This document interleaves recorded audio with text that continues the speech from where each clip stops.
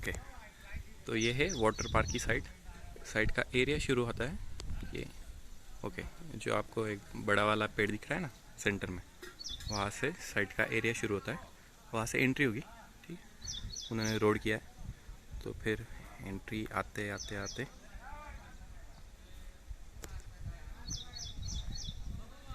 Okay, ये entrance का road. आपको सामने जो एक माउंटेन जैसा कुछ दिख रहा है वो है लड़िंग का किला। एक्चुअल में फोर्ट है, मस्जिद है, और एग्जैक्टली उसी के बेस पे अपनी साइट यहाँ पे शुरू होती है।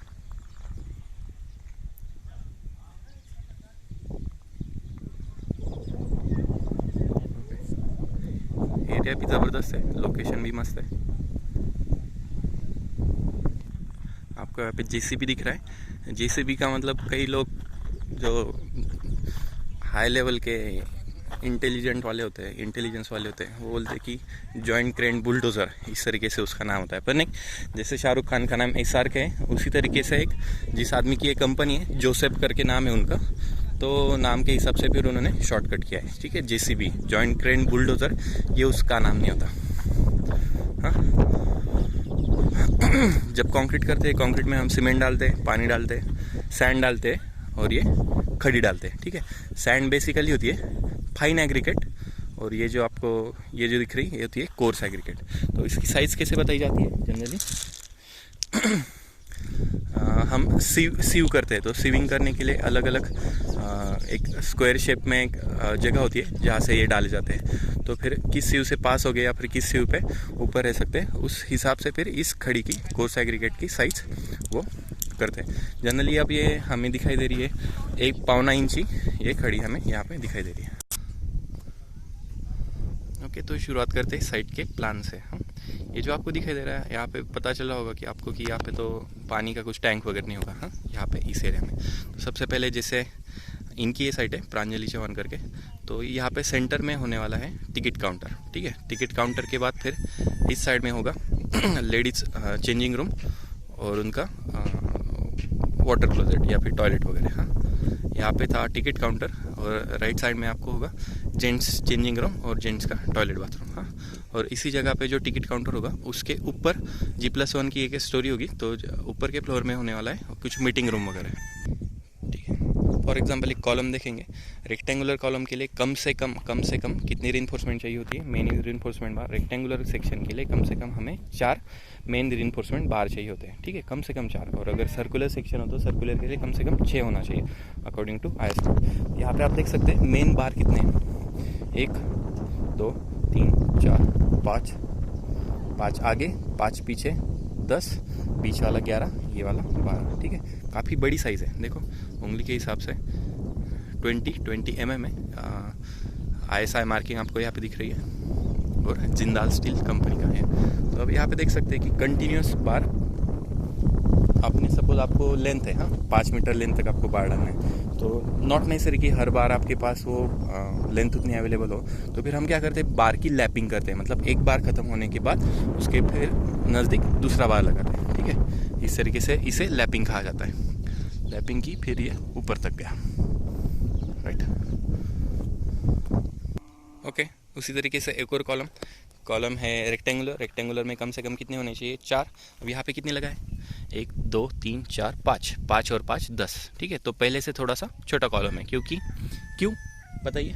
अगर देखा जाए तो वो था अपना एक्सटीरियर कॉलम। हाँ, एक्सटीरियर वाले हम थोड़े से बड़े रखते हैं और इंटीरियर वाले थोड़े छोटे रखते हैं।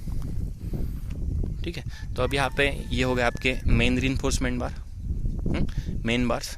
ये होंगे स्टीरअप्स की भी centre to centre spacing specified होती है IS कोड में, तो उतनी सेंटर टू सेंटर स्पेसिंग होनी चाहिए। आप बोलोगे कि सर मेरे पास बहुत पैसा है, बहुत स्टील है मेरे पास, कोई प्रॉब्लम नहीं, तो मैं नज़दीक रखूँ। नज़दीक रखने से क्या होगा, स्ट्रेंथ तो बढ़ेगी मेरी। कुछ वक्त क्या होता है, 2 सिनारियो यहाँ पे आ सकते हैं।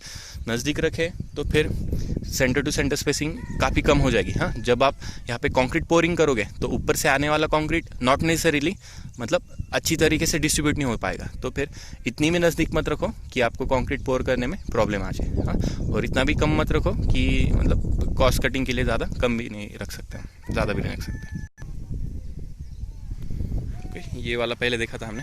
आपको हॉरिजॉन्टल दिख रहा है ये वाले सेक्शन में 100 एक्सिस में, हाँ, इन्हें कहेंगे प्लिंथ बीम। प्लिंथ लेवल पे हम बीम प्रोवाइड करते हैं। ज़मीन के लेवल पे हम डायरेक्टली कंस्ट्रक्शन मतलब फ्लोर नहीं देते, ज़मीन के लेवल के थोड़ा सा ऊपर देते, क्योंकि बारिश का पानी आ सकता है या फिर कुछ बाहर के एनिमल्स वगैरह, हाँ, रेप्टाइल्स वगैरह आ सकते हैं, और बेटर होता है कि अगर आप ज़मीन के ऊपर थोड़ा सा पहले प्लिंथ लेवल दे दो। अब एक बढ़िया एक चीज़ दिखाता हूँ मैं आपको। अब जो आप एक कॉलम देख रहे हैं, हाँ, कॉलम का ओरिएंटेशन देखिए। जो लंबी साइड है वो इस डायरेक्शन में, हाँ, ये भी कॉलम लंबी डायरेक्शन, ये भी लंबे इस डायरेक्शन में, और ये लास्ट वाला कॉलम देखिए ये अपोजिट डायरेक्शन में। ऐसा क्यों? सपोज अगर तीनों की तीनों कॉलम, सबके सब कॉलम आप इस तरीके से रखो, 1 2 3 4 5, हाँ, सबके सब एक ही ओरिएंटेशन अगर हो, तो फिर उस केस में क्या होगा अगर मैं इस डायरेक्शन से फोर्स लगाता हूँ विंड लोड की वजह से, तो फिर वो रिस्ट्रिक्ट नहीं कर सकता, हाँ, डायरेक्टली यहाँ पे बेंडिंग मोमेंट आ जाएगी। तो फिर आपको क्या करना होता है, कुछ कॉलम इस डायरेक्शन में, कुछ कॉलम इस डायरेक्शन में, कुछ इस तरीके से, कुछ इस तरीके से, ठीक है। तो फिर विंड डायरेक्शन आप अच्छी तरीके से रजिस्ट कर सकते हैं। ओके, अब आपको दिखाई दे रही है ब्रिक, हाँ, जो IS कोड में जो ब्रिक दी होती है उसकी स्टैंडर्ड साइज अलग ही दी होती है उन्होंने, कि बोलते कि 19 सेंटीमीटर मतलब 190 ये, और ये जो आपको सेक्शन दिख रहा है रेक्टेंगुलर दिख रहा है, पर IS कोड के हिसाब से वो होता है क्या 9x9 का, शायद 90 सेंटीमीटर बाय 90 सेंटीमीटर, ठीक है। पर आप देख सकते हो यहाँ पे वो स्क्वायर नहीं है, रेक्टेंगुलर है। तो एक्चुअल में जो यूज़ होती है वो रेक्टेंगुलर क्रॉस सेक्शन वाली यूज़ होती है, पर IS कोड में जो दी है उन्होंने वहाँ पे स्क्वायर सेक्शन वाला यूज़ किया है, ठीक है। तो बर्न्ड ब्रिक मैसनरी, जब भी ब्रिक तैयार करते हैं हम ब्रिक क्ले से मतलब क्ले से करने के बाद नीडिंग वगैरह प्रोसेस के बाद फिर उसे हम फैक्ट्री में फर्नास में बर्न करते हैं। तो इसलिए इस ब्रिक को बर्न्ड ब्रिक कहते हैं, और बर्न्ड ब्रिक का यूज़ करके जो हम वॉल करते हैं उस चीज़ को बर्न्ड ब्रिक मैसनरी कहेंगे। अगर स्टोन की वॉल आए तो स्टोन मैसनरी, ठीक है। मैसनरी का मतलब वॉल होता है क्या? एग्जैक्टली नहीं। Masonry is this word is derived from word mason, हाँ, मैसन मतलब मजदूर, लेबर, जो लेबर काम करता है उस चीज़ को मैसनरी कहते हैं। तो फिर जनरली वो बोलते हैं कि अगर ब्रिक की कुछ दिखे, ब्रिक का कुछ किया तो ब्रिक मैसनरी, हाँ। तो बेसिकली ब्रिक वॉल बोलना चाहिए, तो ठीक है, चलो ब्रिक का काम है, मैसन नहीं किया तो ब्रिक मैसनरी।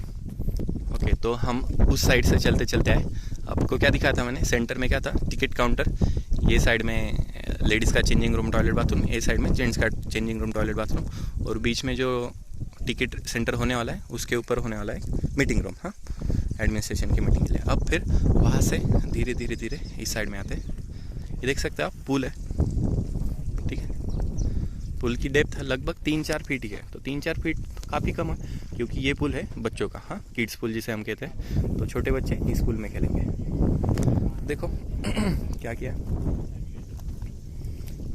तो आप इस चीज़ को क्या बोलोगे? इस चीज़ को तो हम जनरली वॉल कहते हैं, पर ये कौन सी वॉल है? रीइंफोर्स वाली वॉल है, रीइंफोर्स वॉल है। रीइंफोर्स मतलब जिसमें स्टील यूज़ किया है, हाँ।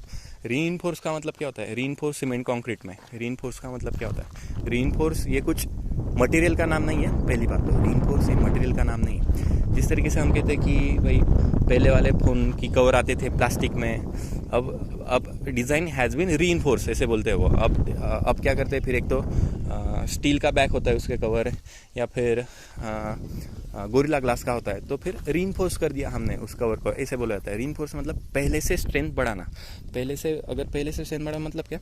पहले आपने यूज़ किया था ओनली कंक्रीट, अब कंक्रीट की भी स्ट्रेंथ बढ़ानी थी, हाँ, एक्स्ट्रा स्ट्रेंथ देनी थी आपको, तो हमने यूज़ किया स्टील। तो फिर हमने कौन सा सेक्शन यूज़ किया?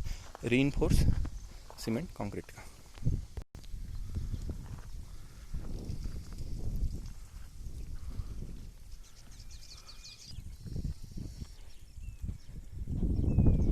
ठीक है, तो जिस तरीके से हम स्लैब कंस्ट्रक्ट करते हैं उसी तरीके से ये जो पानी की टैंक है, नीचे वाला फ्लोर उन्होंने कंस्ट्रक्ट किया एज अ स्लैब। अपने घर में हम नीचे का floor as a slab construct करते हैं क्या? नहीं। नीचे का फ्लोर हम कैसे करते हैं? सबसे पहले प्लिंथ लेवल तक आ गए, प्लिंथ लेवल के बाद फिर स्टोन की रबल पैकिंग वगैरह देंगे। स्टोन की रबल पैकिंग के बाद फिर हमें फ्लोरिंग डालनी होती है। तो फ्लोरिंग के लिए हमें लेवल सरफेस चाहिए होता है, तो लेवल सरफेस के लिए हम पहले प्रोवाइड करते हैं PCC, ठीक है। PCC लगभग 4 इंच या फिर 100 mm तक आप बोलो, हाँ, PCC का 100 mm के बाद फिर ऊपर में हम फ्लोरिंग लगाते हैं, ठीक है। अब यहाँ पे करने वाले कि यहाँ पे उन्होंने स्लैब दिया है। मैंने पूछा कि कंक्रीट कौन से ग्रेड का यूज़ किया, they were not sure. M20 mostly हम रेसिडेंशियल घर के लिए यूज़ करते हैं, मे बी यहाँ पे भी M20 या फिर M20 से ऊपर ही होगा। ओके, तो फिर यहाँ पे ये करने के बाद फिर नीचे के सरफेस में अब तक यहाँ पे लीकेज वगैरह चेक करने बाकी, तो फिर लीकेज चेकिंग के लिए वो बाद में करेंगे। सबसे पहले तो नीचे का सरफेस और साइड के सरफेस वाटर प्रूफिंग करने के बाद फिर लीकेज चेक करेंगे। फिलहाल तो जो स्टेप यहाँ पे चालू है वो है क्यूरिंग की। ओके, तो पहले हमने देखा था ब्रिक मैसनरी की वॉल दिखी थी, ठीक है, ब्रिक मैसनरी। अब आपको यहाँ पे एग्जैक्टली वॉल बोले या नहीं बोले, ठीक है, पर स्टोन मैसनरी का काम देख लो। स्टोन्स ले किए होते हैं और 2 स्टोन्स के बीच में आपको सीमेंट मोटर दिख रहा है। तो ये सीमेंट मोटर कैसे तैयार करते हैं, इसे सीमेंट स्लरी भी बोला जाता है। हाँ, ये बीच वाला 2 स्टोन के बीच में जो है वो, तो इसे तैयार करने के लिए simply cement plus sand plus water, cement plus sand plus water, इतना ही, मतलब cement plus fine aggregate plus water. यहाँ पे कोर्स एग्रीगेट हम स्लरी के लिए नहीं डालेंगे, ठीक है। ओके, बढ़िया चीज़। ये पाइप किसके लिए बताइए? लैंडस्लाइड वाले यूनिट में जियोटेक 2 में स्टेबिलिटी ऑफ स्लोप में देखा था हमने, ये पाइप किसके लिए यूज़ होता है? उस साइड से अगर पानी वगैरह है ज़मीन के बीच में, ग्राउंड वाटर, तो फिर निकल सकता है। ओके, तो ये इतना 3-4 फुट तो नहीं लग रहा है, 2 या 3 फुट होगा।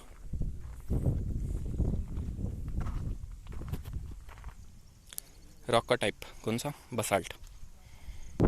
ओके, तो अब छोटे बच्चों का पुल देखने के बाद हम चलते हैं मेन राइड्स पे। हाँ, ये पुल थोड़ा डीप है पहले के हिसाब से, 3-4 फीट तक होगा।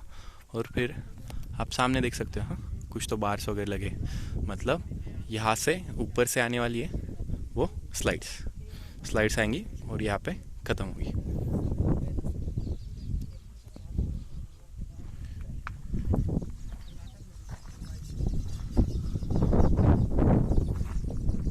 वहाँ पे उन्होंने कॉलम कंस्ट्रक्ट किए वर्टिकली, तो वो वहाँ का फाउंडेशन भी हम देखने जाएंगे। कौन सा फाउंडेशन यूज़ किया होगा उन्होंने? डीप फाउंडेशन या शैलो फाउंडेशन? बोलो। Shallow foundation. ऑलरेडी रॉक अच्छा खासा, मतलब कम डेप्थ पे ही आपको यहाँ पे रॉक मिलता है। और अगर कुछ दलदल की ज़मीन हो तो तब उस केस में हम डीप फाउंडेशन यूज़ करते हैं, पर यहाँ पे तो शैलो डेप्थ पे ही आपको अच्छा खासा रॉक मिल रहा है, तो इसलिए हम यहाँ पे शैलो फाउंडेशन ही यूज़ किया है।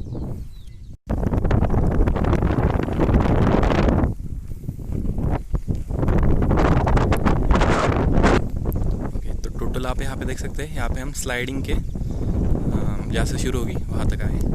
कितनी फुटिंग दिख रही है आपको? 1 2 3 4 5 6 7 8, टोटल 8 फुटिंग है। ये 4 में से 1 स्लाइड आएगी और इनमें से 1 स्लाइड आएगी, ठीक है। तो टोटल 2 नंबर ऑफ स्लाइड्स हैं। तो देखते हैं फुटिंग का टाइप कौन सा यूज़ है। जैसे कि मैंने आपको बोला, कौन सा है? Shallow footing. शैलो फुटिंग कैसे डिफाइन करते हैं हम?